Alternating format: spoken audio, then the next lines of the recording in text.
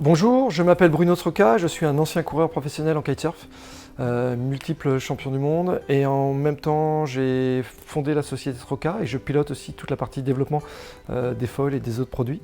Et aujourd'hui je voudrais vous parler plus particulièrement de la nouvelle 950 HA Speed et de son petit stable 240.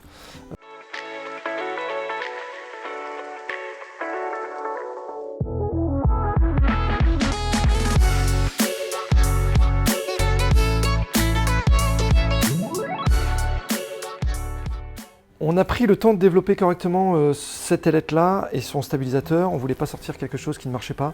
Et on est vraiment surpris du résultat. On a un produit qui est vraiment exceptionnel. On a, je pense, l'un des meilleurs foils, en tout cas dans cette catégorie de taille du marché, avec énormément de maniabilité et surtout une super glisse.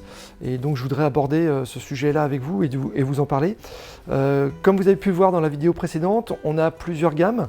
On a la gamme dans des ailes à fort aspiratio. On a soit des ailes, la gamme Speed, et soit la gamme Lift. Donc je vous renvoie vers la vidéo précédente qui vous parlera, je vous la mettrai quelque part là sur l'écran, qui vous permettra de mieux comprendre les différences. En tout cas, celle-ci, c'est dans la gamme Speed, donc plutôt des ailes qui sont très rapides et qui vont avoir une excellente glisse. On a beaucoup de questions sur qu'est-ce que le glide, qu'est-ce que la finesse de vol. Donc je vais essayer de vous expliquer assez rapidement. Ça va vous permettre aussi de comprendre l'intérêt d'avoir une aile avec un allongement plus important ou pas.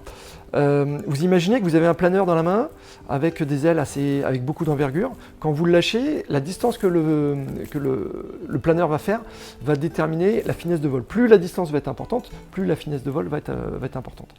Donc des ailes avec des forts aspiratio vont avoir des distances, elles vont parcourir des distances plus importantes.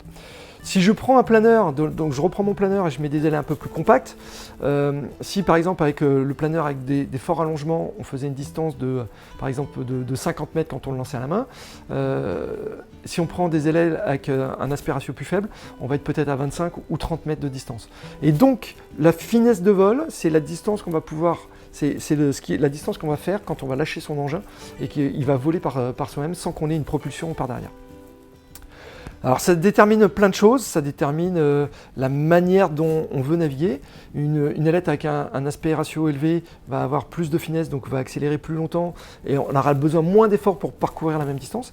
Avec par contre un inconvénient, c'est plus on augmente l'envergure, plus on diminue la maniabilité. Et donc en fonction de ce que vous voulez faire comme pratique, si vous voulez plutôt avoir un foil qui tourne énormément ou quelque chose qui glide, vous n'avez plus besoin de bouger, même sur un train de houle de 20 cm, on joue sur la taille de l'envergure. Donc je pense qu'avant de partir vraiment sur des ailes avec beaucoup d'allongement, il faut se poser plusieurs questions. Un, pourquoi vous voulez changer d'ailette ? Qu'est-ce que vous recherchez dans cette ailette-là? Et aussi, quel est votre niveau technique? Ces trois éléments-là vont vous permettre de vous orienter vers le choix d'une aile un peu plus puissante ou une aile qui glisse un petit peu mieux ou qui perd en maniabilité. Je vous renvoie sur une vidéo pour la maniabilité. On a fait une vidéo sur comment rendre son foil plus maniable.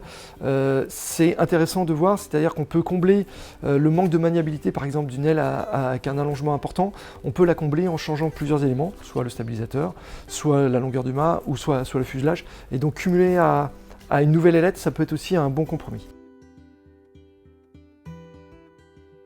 Le profil de cette 950 a une épaisseur relative assez faible, ce qui permet d'avoir une excellente glisse. Avec un allongement assez conséquent, on est à 85 cm d'envergure, avec 14,5 de corde. Et cet allongement et cette épaisseur relativement faible rend le foil très, très rapide et très glissant. Donc on a vraiment des sensations de glisse. Dès la première minute qu'on monte dessus, on a l'impression qu'on est sur un coussin d'air et que ça fait que d'accélérer. La corde relativement généreuse au centre va vous donner énormément de tolérance, surtout pour partir. Donc c'est pas une aile c'est une aile qui est perf, mais qui est très facile d'accès. Et dans toute la gamme qu'on a, on essaie d'avoir des foils qui soient ultra faciles en termes de départ au planning et c'est du plug and play. Donc vous montez dessus et normalement vous devez totalement naviguer sans aucun problème. Donc la corde est relativement épaisse ici et on affine sur les tips ici pour augmenter la maniabilité. Même si on a une aile avec de l'envergure, on arrive à avoir une aile un peu plus maniable malgré qu'on ait une grande surface. Et ça, c'est un gros plus sur ce type d'aile.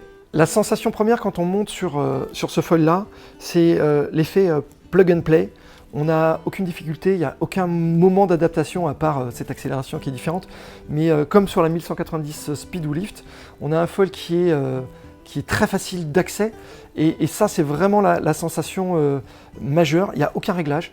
Vous prenez le stab, vous le connectez, vous mettez les LED, vous connectez et vous pouvez naviguer. Il est auto-réglé entre guillemets. Alors forcément, sur un gabarit, nous on teste les produits pour des gabarits entre 60 kg et 90 kg. Pour un gabarit peut-être un petit peu plus lourd, il faudra peut-être remettre un petit peu d'angle derrière. Mais en tout cas, pour le commun des poids, on va dire entre 60, 50 et 85-90 kg, vous avez juste à connecter et vous partez naviguer. De la même manière, on a affiné le stabilisateur. On a un stabilisateur en 240 cm², celui d'avant était en 300 cm², on est en train d'en sortir un plus petit. Le fait d'avoir un stable un peu plus fin, donc plus fin, moins d'envergure et moins de cordes, va rendre le foil plus joueur, plus maniable. Et si vous voulez débrider encore le foil, il suffit de réduire la taille du fuselage et vous allez avoir encore un foil qui va être encore plus maniable en tout cas. Le maître mot dans nos foils, c'est d'avoir le maximum de rigidité. Ce que moi j'aime en navigation, c'est quand on appuie sur le pied, le foil réagit tout de suite et on a tout de suite une réactivité de foil direct à partir du moment où on appuie. Il y a certains foils du marché, quand on appuie dessus, ça se déforme un petit peu, il y a un temps de latence. Nous on n'est pas du tout dans cet esprit-là, c'est d'avoir le foil le plus réactif. Et plus on va être réactif, plus on va être précis sur ses appuis. Et donc ça va permettre, quand vous allez appuyer et vous allez faire un bottom, de vraiment contrôler beaucoup plus précisément votre appui et votre puissance dans la courbe qui va vous permettre d'être plus rapide et aussi plus réactif et plus maniable. Pour maximiser la stabilité, vous gardez un fuselage en 68 cm. Si vous voulez débrider cette combo et avoir un foil beaucoup plus maniable, beaucoup plus joueur, vous réduisez la taille du fuselage et là vous aurez un foil mais ultra skate dans la sensation sous les pieds.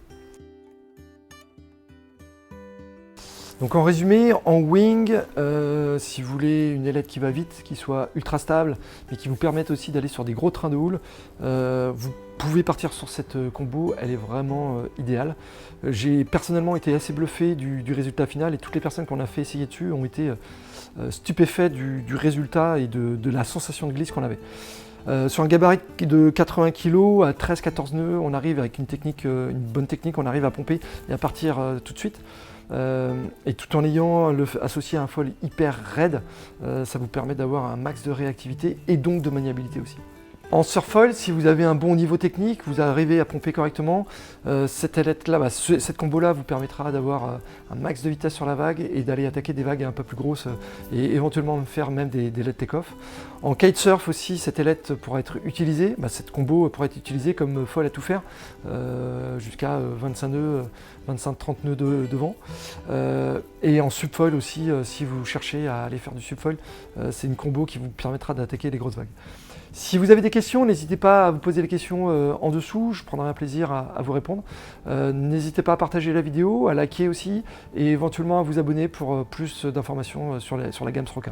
A très bientôt sur l'eau.